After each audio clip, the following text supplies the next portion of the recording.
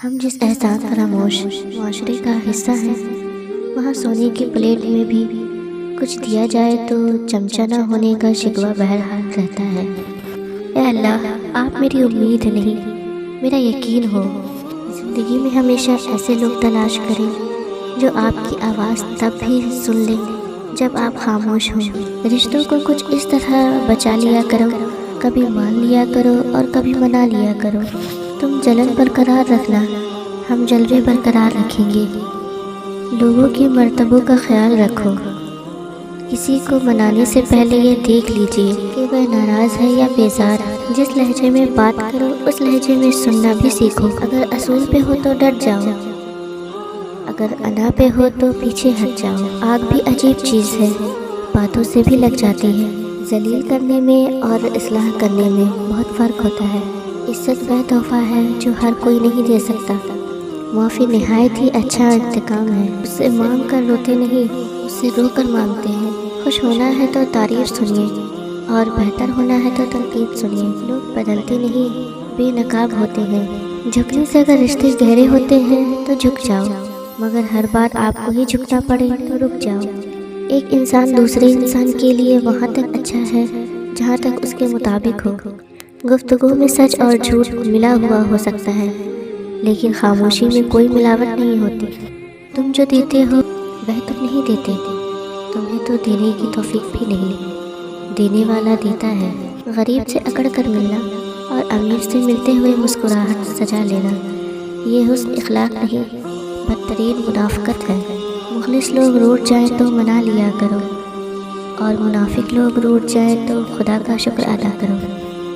غصہ کے وقت برداشت کا ایک لمحہ ہزار بار شرمندہ ہونے سے بچا سکتا ہے۔ انسان کی طاقت اور بساط اتنی سی ہے کہ وہ سانس لینے کے لیے اللہ کی مرضی کا محتاج ہے۔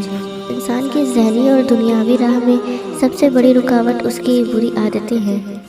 کچھ لوگ واٹس ایپ اسٹیٹس کے مومن اور معاشرے کے ابلیس ہیں۔ دیکھنا کہیں زندگی آسان بناتے بناتے موت مشکل نہ ہو جائے۔ انسان سب سے زیادہ ادھورے وعدے اپنے ذات سے کرتا ہے۔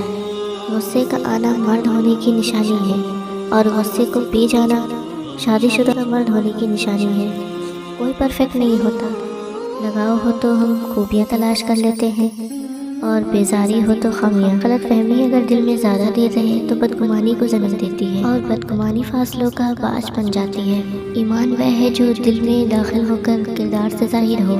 ناراض بندے کو منانے کا سب سے اچھا طریقہ یہ ہے کہ الٹا آپ ان سے ناراض ہو جائیں۔ کتاب ایسا ساتھی ہے جو کبھی ساتھ نہیں چھوڑتا اور ہمیشہ آپ کو صحیح راستہ دکھاتا ہے۔ اپنے کردار کو اتنا بلند کرو کہ دوسرے لوگ دیکھ کر کہیں، اگر امتی ایسی ہے تو نبی کیسے ہوں گی۔ خاموشیاں ہی بہتر ہیں، لفظوں سے لوگ روٹھ جاتے ہیں۔ میرے لفظوں کو ایسا درد دے یارا، لوگ واہ نہ کریں اور واہ کریں۔ پیسہ انسان کو اوپر لے جا سکتا ہے، لیکن انسان پیسہ اوپر نہیں لے جا سکتا۔ ہمیں ہمیشہ یہاں نہیں رہنا ہے، واپس اللہ کے پاس جانا ہے۔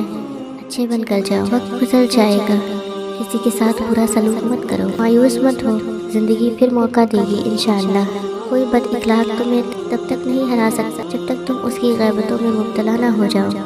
فضول گفتگو سے دو قسم کے لوگ ہی بچ سکتے ہیں، ایک جس میں علم کی کثرت ہو، دوسرا جس میں ذکر کی کثرت ہو۔ آخرت میں ایک تمنا ضرور کرو گے، کاش تھوڑی نیکیاں اور کما لیتا۔ آج موقع ہے، کما لو۔ آج کل ہر شخص میں غم و غصہ بھرا ہوا ہے، کیونکہ اس کے اندر میں سکون نہیں، اور اندر میں سکون نہیں کیونکہ وہ قرآن سے دور ہے، اللہ کے ذکر سے دور ہے۔ تعلق بھی رزق کی طرح ہوتا ہے، بدنیتی آ جائے تو برکت ختم ہو جاتی ہے۔ یا رب، مجھے کسی کے دل پہ بوجھ مت بننے دینا، جو مجھ سے دور ہونا چاہے مجھے اس سے پہلے دور کر دینا۔ ہر تباہی کے لیے کسی کی بد دعا ضروری نہیں ہوتی، کسی کا صبر بھی آپ کو تباہ و برباد کر سکتا ہے۔